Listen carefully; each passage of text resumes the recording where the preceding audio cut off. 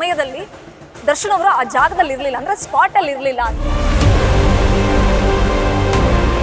ಈ ಗ್ಯಾಂಗ್ಗೆ ರೇಣುಕಾಸ್ವಾಮಿ ಕೊಲೆ ಪ್ರಕರಣ ಹುರುಳಾಗತ್ತೆ ಅನ್ನುವಂಥದ್ದು 3 ದಿನಗಳ ನಂತರ ಈ ಒಂದು ಕೇಸ್ ಯಾವ ರೀತಿ ತಿರುವನ್ನು ಪಡೆದುಕೊಳ್ಳುತ್ತೆ. ರೇಣುಕಾಸ್ವಾಮಿ ಕೊಲೆ ಪ್ರಕರಣಕ್ಕೆ ಸಂಬಂಧಪಟ್ಟಂತೆ ಚಾಲೆಂಜಿಂಗ್ ಸ್ಟಾರ್ ದರ್ಶನ್, ಪವಿತ್ರ ಗೌಡ ಹಾಗೂ 17 ಜನ ಆರೋಪಿಗಳು ಕಳೆದ 3 ತಿಂಗಳಿಂದ ಜೈಲು ವಾಸ ಅನುಭವಿಸ್ತಾ ಇರತಕ್ಕಂಥ ವಿಚಾರ ನಿಮ್ಮೆಲ್ಲರಿಗೂ ಗೊತ್ತಿದೆ. ಸೊ ಈ 17 ಜನ ಆರೋಪಿಗಳು ಜೊತೆಗೆ ದರ್ಶನ್ ಹಾಗೂ ಪವಿತ್ರ ಗೌಡಗೆ ಇನ್ನು 3 ದಿನಗಳ ಕಾಲ ನ್ಯಾಯಾಂಗ ಬಂಧನ ವಿಸ್ತರಣೆ ಆಗಿದೆ. ಸೊ ಎಲ್ಲದಕ್ಕಿಂತ ಹೆಚ್ಚಾಗಿ ರೇಣುಕಾಸ್ವಾಮಿ ಕೊಲೆ ಪ್ರಕರಣಕ್ಕೆ ಸಂಬಂಧಪಟ್ಟಂತೆ ಚಾಲೆಂಜಿಂಗ್ ಸ್ಟಾರ್ ದರ್ಶನ್, ಪವಿತ್ರ ಗೌಡ ಹಾಗೂ 17 ಜನ ಆರೋಪಿಗಳು ಕಳೆದ 3 ತಿಂಗಳಿಂದ ಜೈಲು ವಾಸ ಅನುಭವಿಸ್ತಾ ಇರತಕ್ಕಂಥ ವಿಚಾರ ನಿಮ್ಮೆಲ್ಲರಿಗೂ ಗೊತ್ತಿದೆ. ಸೊ ಈ 17 ಜನ ಆರೋಪಿಗಳು ಜೊತೆಗೆ ದರ್ಶನ್ ಹಾಗೂ ಪವಿತ್ರ ಗೌಡಗೆ ಇನ್ನು 3 ದಿನಗಳ ಕಾಲ ನ್ಯಾಯಾಂಗ ಬಂಧನ ವಿಸ್ತರಣೆ ಆಗಿದೆ. ಸೊ ಎಲ್ಲದಕ್ಕಿಂತ ಹೆಚ್ಚಾಗಿ 231 ಸಾಕ್ಷಿಗಳು ಏನಿದ್ದಾವೆ, ಸೊ ಚಾರ್ಜ್ ಶೀಟ್ ನಲ್ಲಿ ಏನೆಲ್ಲ ಇದೆ, ಯಾವೆಲ್ಲ ಸತ್ಯಗಳು ಬಯಲಾಗಿದೆ, ಏನೆಲ್ಲ ಸಾಕ್ಷಿಗಳು ಸಿಕ್ಕಿದೆ ಅನ್ನುವಂಥ ಕುತೂಹಲ ನಿಮ್ಮೆಲ್ಲರಲ್ಲೂ ಇತ್ತು. ಸೊ ಫೈನಲಿ ಈ ಕೇಸ್ಗೆ ಸಂಬಂಧಪಟ್ಟಂತೆ ದರ್ಶನ್ ಅವರು, ಹೌದು ನಾನು ರೇಣುಕಾಸ್ವಾಮಿನ ಹೊಡೆದು ಸಾಯಿಸಬೇಕು ಅನ್ನುವಂಥ ಉದ್ದೇಶ ನಮ್ಮದಾಗಿರ್ಲಿಲ್ಲ. ಸೊ ಎಂದಿನಂತೆ ನಾನು ಆಸ್ ಯೂಶುವಲ್ ವರ್ಕೌಟ್ ಮುಗಿಸಿ ಆ ದಿನ ಬಂದಿದ್ದೆ.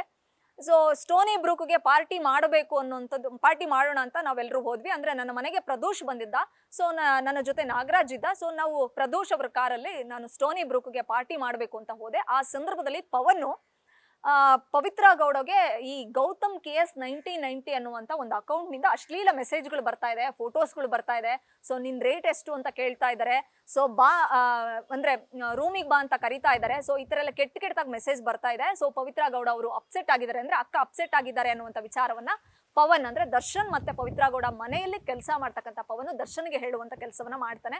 ಜೊತೆಗೆ ಮುಂದುವರೆದು ಅವನು ಹೇಳ್ತಾನೆ, ಅಂದ್ರೆ ದರ್ಶನ್ ಅವರ ಅಭಿಮಾನಿ ಸಂಘದ ರಾಘವೇಂದ್ರ ಏನಿದ್ದಾರೆ, ಏನಿದ್ದಾರೆ ಅಭಿಮಾನಿ ಸಂಘದ ಅಧ್ಯಕ್ಷರಾಗಿರ್ತಕ್ಕಂಥ ರಾಘವೇಂದ್ರ, ಸೊ ಅವರು ಚಿತ್ರದುರ್ಗದಿಂದ ರೇಣುಕಾಸ್ವಾಮಿನ ಕಿಡ್ನಾಪ್ ಮಾಡ್ಕೊಂಡು ಕರ್ಕೊಂಡು ಬಂದು ಸೊ ಪಟ್ಟಣಗೆರೆ ಶೆಡ್ ನಲ್ಲಿ ಕೂಡ ಹಾಕಿದ್ದಾರೆ.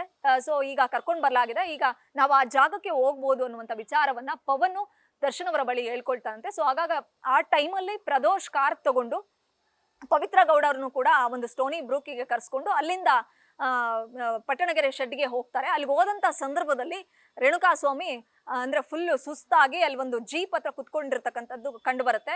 ಇವನೇನಾ ಅಂತ ಕೇಳ್ತಾರೆ. ಅಂದ್ರೆ ಗೌತಮ್ ಅಂದ್ರೆ ಇವನೇನಾ ಅಂತ. ಆದ್ರೆ ಅವನ ಅಸಲಿ ನೇಮ್ ಅಂದ್ರೆ ರಿಯಲ್ ನೇಮು ಅನಂತರ ಗೊತ್ತಾಗಿದ್ದು ರೇಣುಕಾಸ್ವಾಮಿ ಅನ್ನೋಂಥದ್ದು ನಿಮ್ಮೆಲ್ರಿಗೂ ಗೊತ್ತಿರ್ತಕ್ಕಂಥ ವಿಚಾರ. ಸೊ ಯಾವಾಗ ಅಶ್ಲೀಲವಾಗಿ ಮೆಸೇಜ್ ಮಾಡ್ತಿದ್ದ, ಫೋಟೋಗಳನ್ನೆಲ್ಲ ಕಳಿಸ್ತಾ ಇದ್ದ, ಕೆಟ್ಟದಾಗಿ ನಿನ್ ರೇಟ್ ಎಷ್ಟು, ರೂಮಿಗೆ ಬಾ ಅಂತ ಎಲ್ಲ ಕರೀತಾ ಇದ್ನಲ್ಲ, ಆ ಒಂದು ಸಿಟ್ಟು ಕೋಪ ಸಹಜವಾಗಿ ದರ್ಶನ್ ಅವ್ರಿಗೂ ಇತ್ತು. ಯಾಕಂದ್ರೆ ದರ್ಶನ್ ಅವರು ಈಗ ಹೇಳ್ಕೊಂಡಿರುವಾಗೆ ಕಳೆದ 10 ವರ್ಷಗಳಿಂದ ರಿಲೇಶನ್ಶಿಪ್ ಅಲ್ಲಿ ಇದೀನಿ, ಲಿವಿಂಗ್ ರಿಲೇಶನ್ಶಿಪ್ ಅಲ್ಲಿ ಇದ್ದಾರೆ ಅಂತಂದ್ರೆ ಸೊ ಅಫ್ಕೋರ್ಸ್ ಆ ಒಂದು ಸಿಟ್ಟನ್ನ ತೋರಿಸ್ಬೇಕಾಗತ್ತೆ. ಆಗ 2 ಏಟು ಹೊಡೆದೆ ನಾನು ಅನ್ನುವಂಥ ವಿಚಾರವನ್ನು ಕೂಡ ಖುದ್ದು ದರ್ಶನ್ ಪೊಲೀಸರ ಮುಂದೆ ಹೇಳ್ಕೊಂಡಿದ್ದಾರೆ. ಅಲ್ಲಿ ಒಂದು ಮರದ ಕೊಂಬೆ ಇರುತ್ತೆ, ಅದನ್ನ ಕಿತ್ಕೊಂಡು ಅದರಿಂದ ಬಾರಿಸುವಂತ ಕೆಲಸವನ್ನು ಮಾಡಿದೆ. ನನ್ನ ಜೊತೆ ಗ್ಯಾಂಗ್ ಏನಿತ್ತು, ಪ್ರದೋಷ್ ಆಗ್ಲಿ, ವಿನಯ್ ಆಗ್ಲಿ, ಸೊ ಲಕ್ಷ್ಮಣ್ ಆಗ್ಲಿ, ಪವನ್ ಆಗ್ಲಿ, ಇನ್ನು ಸಾಕಷ್ಟು ಜನ ಆ ಡಿ ಗ್ಯಾಂಗ್ ಏನಿತ್ತು ಎಲ್ಲರೂ ಕೂಡ ಆತನಿಗೆ ಹೊಡೆಯುವಂತ ಕೆಲಸವನ್ನ ಮಾಡ್ತಾರೆ. ಜೊತೆಗೆ ಪವಿತ್ರ ಗೌಡ ಕೂಡ ಕಾರಿಂದ ಕೆಳಗಡೆ ಇಳಿದು ಬಂದು ಸೊ ಸಿಟ್ಟಿರುತ್ತಲ್ಲ, ತನಗೆ ಅಶ್ಲೀಲ ಮೆಸೇಜ್ಗಳನ್ನ ಮಾಡ್ಕೊಂಡು ಫೆಬ್ರವರಿಯಿಂದ ಆತ ಮೆಸೇಜ್ ಮಾಡ್ತಾ ಇದ್ದಂತೆ ಇನ್ಸ್ಟಾಗ್ರಾಮ್ ಅಲ್ಲಿ. ಸೊ ನಾನು ಆಗ್ಲೇ ಹೇಳಿದಾಗ ಗೌತಮ್ KS 1990 ಅನ್ನುವಂಥ ಅಕೌಂಟ್ ನಿಂದ ಸಾಕಷ್ಟು ಕೆಟ್ಟದಾಗಿ ಮೆಸೇಜ್ಗಳು ಬರ್ತಾ ಇತ್ತು. ಅದನ್ನ ತಡ್ಕೊಂಡಿದ್ದಂತ ಪವಿತ್ರ ಫೈನಲಿ ಪಟ್ಟಣಗೆರೆ ಶೆಡ್ ಅಲ್ಲಿ ಯಾವಾಗ ಕಾಣಿಸ್ಕೊಳ್ತಾನೋ ರೇಣುಕಾಸ್ವಾಮಿ, ಚಪ್ಪಲಿ ತಗೊಂಡು ಆತನ ಕೆನ್ನಿಗೆ ಬಾರಿಸುವಂತ ಕೆಲಸವನ್ನ ಮಾಡ್ತಾರೆ. ಆ ಟೈಮಲ್ಲಿ ಆ ಡಿ ಗ್ಯಾಂಗ್ಗೆ ಆಕೆ ಪ್ರಚೋದನೆ ಕೊಡ್ತಾಳೆ, ಕಿಲ್ಲಿಮ್ ಅಂತ ಹೇಳ್ತಾಳಂತೆ. ಸೊ ಹೊಡೆದು ಸಾಯಿಸ್ರಿ, ಬಿಡಬೇಡಿ ಆತನನ್ನ, ನನ್ನಂತೆ ಎಷ್ಟೋ ಜನರಿಗೆ ಈ ತರ ಕೆಟ್ಟದಾಗಿ ಮೆಸೇಜ್ ಮಾಡಿದ್ದಾನೋ ಏನೋ ಅಂತ ಹೇಳ್ಬಿಟ್ಟು ಸೆಟ್ಟಿಗೆದ್ದು ಯಾವಾಗ ಡಿ ಗ್ಯಾಂಗ್ ನ ಪ್ರಚೋದನೆ ಮಾಡಿದ್ಲು ಆ ಟೈಮಲ್ಲಿ ದರ್ಶನ್ ಅವರು ಹೊಡೆದ್ರು. ಪ್ರದೋಷ್, ವಿನಯ್, ಪವನ್, ಲಕ್ಷ್ಮಣ್, ನಾಗರಾಜ್ ಹೀಗೆ ಎಲ್ಲರೂ ಕೂಡ ಒಂದೊಂದು ಏಟ್ ಹಾಕಿ, ರಾಘವೇಂದ್ರ ಹೀಗೆ ಎಲ್ಲರೂ ಕೂಡ ಒಂದೊಂದು ಏಟ್ ಹಾಕುವಂತ ಕೆಲಸವನ್ನ ಮಾಡ್ತಾರೆ. ಅನಂತರ 1-2-3 ಏಟ್ ಬಾರಿಸಿ ನಿನಗೆ ಬುದ್ಧಿ ಕಲಿಸಿ ಆಮೇಲೆ ಬಿಡಿ ಅಂತ ಬಿಟ್ಟು ಕಳಿಸಿ ಅಂತ ಹೇಳ್ಬಿಟ್ಟು ದರ್ಶನ್ ಅವರು ಹೇಳಿ ವಾಪಸ್ ಅವರು ಸ್ಟೋನಿ ಬ್ರೂಕ್ಗೆ ಹೋಗಿ ಮತ್ತೆ ಪಾರ್ಟಿಗೆ ಕುಳಿತುಕೊಳ್ತಾರೆ. ಆ ಪಾರ್ಟಿನಲ್ಲಿ ಅಂದ್ರೆ ಈ ಪಟ್ಟಣಗೆರೆ ಶೆಡ್ಗೂ ಬರೋಕ್ ಮುಂಚೆನೆ ಆಸ್ ಯೂಶುವಲ್ ಎಂದಿನಂತೆ ಪಾರ್ಟಿ ಮಾಡಿದಂತ ಸಂದರ್ಭದಲ್ಲಿ ಯಶಸ್ಸೂರ್ಯನೂ ಇದ್ರು, ಚಿಕ್ಕಣ್ಣನೂ ಇದ್ರಂತೆ. ಸೊ ಅವ್ರ ಪಾರ್ಟಿ ನಂತರ ಅವ್ರ ಮನೆಗೆ ಕಳಿಸ್ಬಿಟ್ಟು ಪಟ್ಟಣಗೆರೆ ಶೆಡ್ಗೆ ಚಿಕ್ಕಣ್ಣ ಮತ್ತೆ ಯಶಸ್ಸೂರ್ಯ ಬಂದಿಲ್ಲ ಅನ್ನುವಂಥ ವಿಚಾರವನ್ನ ಖುದ್ದು ದರ್ಶನ್ ಅವರೇ ಹೇಳ್ಕೊಂಡಿದ್ದಾರೆ. ಸೊ ಮತ್ತೆ ಸ್ಟೋನಿ ಬ್ರೂಕ್ಗೆ ಪಾರ್ಟಿಗೆ ಹೋಗಿ ಅನಂತರ ಅದನ್ನ ಮುಗಿಸಿ ಮನೆಗೆ ಹೋಗ್ತಾರೆ. ಮನೆಗೆ ಹೋದಂತ ಸಂದರ್ಭದಲ್ಲಿ ಕಾಲ್ ಬರುತ್ತೆ, ಪ್ರದೋಷ್ ಬಂದು ಹೇಳ್ತಾರಂತೆ ರೇಣುಕಾಸ್ವಾಮಿ ಸತ್ತೋಗಿದ್ದಾನೆ ಅನ್ನುವಂಥ ವಿಚಾರವನ್ನ. ಯಾವಾಗ ಸತ್ತೋಗಿದ್ದಾನೆ, ಅವನು ಬದುಕುಳಿದಿಲ್ಲ ಅನ್ನುವಂಥ ವಿಚಾರ ಗೊತ್ತಾಗುತ್ತೋ ಶಾಕ್ ಆಗುತ್ತೆ ದರ್ಶನ್ ಅವರಿಗೆ. ಏನ್ ಹೇಳ್ತಿದ್ದೀರಾ ನಾನು ಬಿಟ್ಟು ಕಳಿಸಿ ಬುದ್ಧಿ ಕಳಿಸಿ ಅಷ್ಟೇ ಅಂತ ಹೇಳಿದ್ನಲ್ಲ, ಯಾಕೆ ಹೊಡೆದು ಸಾಯಿಸಿರಿ ಅಂತ ಹೇಳ್ಬಿಟ್ಟು ದರ್ಶನ್ ಕೋಪಗೊಂಡು ಮತ್ತೆ ವಾಪಸ್ಸು ಪವಿತ್ರ ಗೌಡರನ್ನ ಕರ್ಕೊಂಡು ಬಂದು ಮತ್ತೆ ರೇಣುಕಾಸ್ವಾಮಿನ ಮೃತದೇಹ ನೋಡುವಂತ ಕೆಲಸ ಆಗುತ್ತೆ. ಅಂದ್ರೆ ಕಳೆದ 3 ತಿಂಗಳಿಂದನೂ ಒಂದು ಸುದ್ದಿ, ಅಂದ್ರೆ ಎಸ್ಪೆಷಲಿ ಗ್ಯಾರಂಟಿ ನ್ಯೂಸ್ ಹೇಳ್ತಾನೆ ಇತ್ತು, ಆ ಕೊಲೆ ಅಂದ್ರೆ ರೇಣುಕಾಸ್ವಾಮಿ ಮೃತಪಟ್ಟಂತ ಸಮಯದಲ್ಲಿ ದರ್ಶನ್ ಅವರು ಆ ಜಾಗದಲ್ಲಿ ಇರ್ಲಿಲ್ಲ, ಅಂದ್ರೆ ಸ್ಪಾಟ್ ಅಲ್ಲಿ ಇರ್ಲಿಲ್ಲ. 2 ಏಟು ಹೊಡೆದಿದ್ ನಿಜ, ಅವರು ಹೊಡೆದು ಹೋಗಿದ್ದಾರೆ ಅಷ್ಟೇ, ಬುದ್ಧಿ ಕಲಿಸಿ ಅಂತ ಹೇಳಿ ಡಿ ಗ್ಯಾಂಗಿಗೆ ಹೇಳ್ಬಿಟ್ಟು ಹೋಗಿದ್ದಾರೆ. ಬಟ್ ಇವ್ರು ಹೊಡೆದು ಸಾಯಿಸಿರೋದು ಮಾತ್ರ ಡಿ ಗ್ಯಾಂಗ್ಗೆ ಅನ್ನುವಂತ ವಿಚಾರವನ್ನ ಹೇಳ್ಕೊಂಡೇ ಬಂದಿತ್ತು. ಫೈನಲಿ ದರ್ಶನ್ ಅವರು ಚಾರ್ಜ್ ಶೀಟ್ ನಲ್ಲಿ, ಅಂದ್ರೆ ಪೊಲೀಸರ ತನಿಖೆಯ ಮುಂದೆ, ನಾನು ರೇಣುಕಾಸ್ವಾಮಿನ ಹೊಡೆದು ಸಾಯಿಸಿಲ್ಲ, 2 ಏಟು ಹೊಡೆದಿದ್ ಮಾತ್ರ ಸತ್ಯ ಅನ್ನುವಂತ ವಿಚಾರವನ್ನ ಹೇಳ್ಕೊಂಡಿದ್ದಾರೆ. ಇನ್ನು ಅಸಲಿ ಸತ್ಯಗಳು ಸಾಕಷ್ಟು ಬೆಳಕಿಗೆ ಬರೋದಿದೆ. ಇದರಲ್ಲಿ ಯಾರ್ಯಾರ ಪಾತ್ರ ಏನೇನು ಅನ್ನುವಂಥ ವಿಚಾರಗಳು ಇನ್ನಷ್ಟೇ ಬೆಳಕಿಗೆ ಬರಬೇಕು. ಬಟ್ ಹೊಡೆದು ಸಾಯಿಸಿಲ್ಲ ಅನ್ನುವಂಥದ್ದು ಮಾತ್ರ ಇಲ್ಲಿ ಸದ್ಯಕ್ಕೆ ಗೊತ್ತಾಗ್ತಿರ್ತಕ್ಕಂಥ ಮಾಹಿತಿ.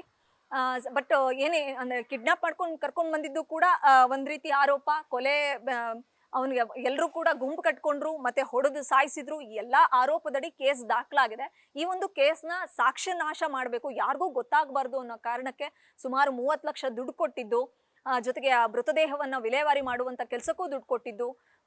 ಏನೂ ಆಗೇ ಇಲ್ಲ. ಈ ತರ ಕೊಲೆ ಆದ್ಮೇಲೂ ಕೂಡ ಬೆಳಿಗ್ಗೆ ಎದ್ದು ವಿಜಯಲಕ್ಷ್ಮಿ ದರ್ಶನ್ ಅವರ ಮನೆಯಲ್ಲಿ ನಡೆದಂತ ಪೂಜೆಯಲ್ಲಿ ಪಾಲ್ಗೊಂಡು ಅನಂತರ ಮೈಸೂರಿಗೆ ಹೋಗ್ತಾರೆ. ಡೆವಿಲ್ ಸಿನಿಮಾದ ಶೂಟಿಂಗ್ ನಲ್ಲಿ ಪಾಲ್ಗೊಂಡಿದ್ದು, ಅಲ್ಲಿಗೆ ಹೋದ್ಮೇಲೂ ಕೂಡ ವಿನಯ್ಗೆ 10 ಲಕ್ಷ ದುಡ್ಡನ್ನ ಟ್ರಾನ್ಸ್ಫರ್ ಮಾಡಿದ್ದು, ಈ ಎಲ್ಲಾ ಹೇಳಿಕೆಗಳನ್ನ ಖುದ್ದು ದರ್ಶನ್ ಅವರೇ ಹೇಳ್ಕೊಂಡಿದ್ದಾರೆ. ಸೊ ಅಸಲಿ ಸತ್ಯವನ್ನ, ಕ್ರೌರ್ಯ ಮೆರೆದು ಅಸಲಿ ಸತ್ಯವನ್ನ ಬಿಚ್ಚಿಟ್ಟಿದ್ರಿಂದ, ಅಂದ್ರೆ ಅಸಲಿ ಸತ್ಯವನ್ನ ಅವರೇ ಹೇಳ್ಕೊಂಡಿರೋದ್ರಿಂದ ಸೊ ಈ ಒಂದು ಕೇಸು ತುಂಬಾ ಸ್ಟ್ರಾಂಗ್ ಆಗಿ ನಿಂತಿದೆ. ನಾನು ಆಗ್ಲೇ ಹೇಳಿದಾಗೆ 3 ದಿನಗಳ ಕಾಲ ನ್ಯಾಯಾಂಗ ಬಂಧನ ವಿಸ್ತರಣೆ ಆಗಿದೆ. 3 ದಿನಗಳ ನಂತರ ಸೊ ಈ ಒಂದು ಕೇಸ್ ಯಾವ ರೀತಿ ತಿರುವು ಪಡ್ಕೊಳ್ಳುತ್ತೆ ಗೊತ್ತಿಲ್ಲ. ಬಟ್ ಕೇಸ್ ಮೇಲೆ ಕೇಸು, ಸೆಕ್ಷನ್ಗಳ ಮೇಲೆ ಸೆಕ್ಷನ್ನು ಡಿ ಗ್ಯಾಂಗ್ ಮೇಲೆ ಹಾಕಿರೋದ್ರಿಂದ ಸತ್ಯವನ್ನ, ಕ್ರೌರ್ಯ ಮೆರೆದಿದ್ದನ್ನ, ಹೊಡೆದು ಸಾಯಿಸಿದ್ದನ್ನ ಅವರೇ ಖುದ್ದು ಒಪ್ಕೊಂಡಿರೋದ್ರಿಂದ ಈ ಕೇಸ್ ತುಂಬಾ ಸ್ಟ್ರಾಂಗ್ ಆಗುತ್ತೆ. ಡಿ ಗ್ಯಾಂಗ್ಗೆ ರೇಣುಕಾಸ್ವಾಮಿ ಕೊಲೆ ಪ್ರಕರಣ ಹುರುಳಾಗತ್ತೆ ಅನ್ನುವಂಥದ್ದು ಸದ್ಯ ಎಲ್ಲರೂ ಕೂಡ ಮಾತನಾಡ್ಕೊಳ್ತಿದ್ದಾರೆ.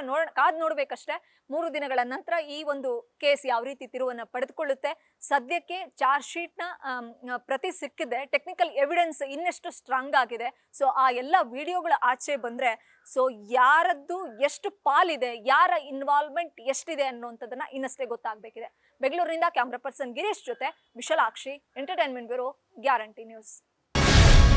ಗ್ಯಾರಂಟಿ ನ್ಯೂಸ್, ಸುದ್ದಿ ಖಚಿತ, ನ್ಯಾಯ ನಿಶ್ಚಿತ.